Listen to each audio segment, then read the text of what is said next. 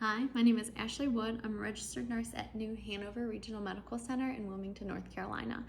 I have been at New Hanover for 9 years now, starting off in the neuroscience floor as a nursing assistant, moving on to the OR as a scrub tech, and then going through New Hanover's new grad program into the critical care. I found my home in the trauma surgical intensive care unit, and there we see subarachnoids, surgical patients needing ICU beds, strokes, and traumas. And since COVID has hit, we've also rotated through our COVID ICU as well. My future in nursing, I would like to broaden my critical care knowledge into neonates and babies.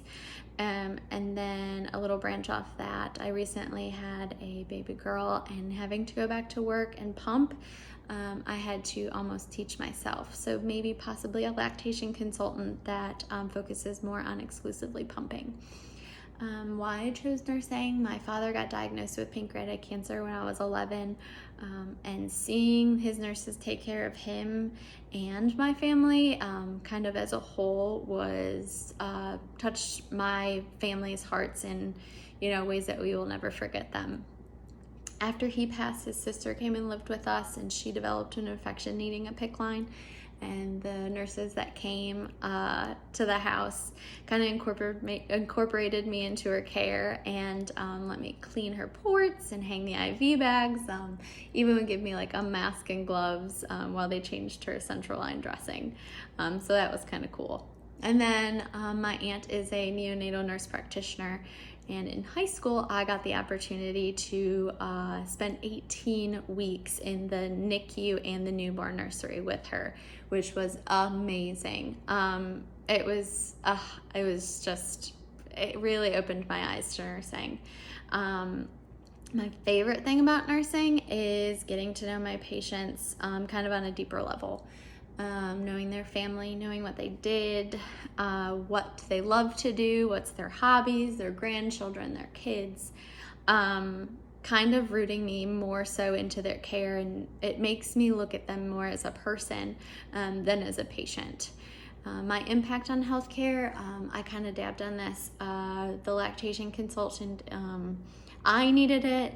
I know I talked with a bunch of women that were coming back to work after having their babies, and being able to sit down with them and give them like my knowledge of what I did and what I researched, and making them successful, and being able for them to be a working mom and also their babies having the benefits of breast milk as well. And I do give myself a pat on the back. My almost 1.5-year-old is still drinking breast milk solely because I was able to pump at work and pump at home and give her the benefits of that.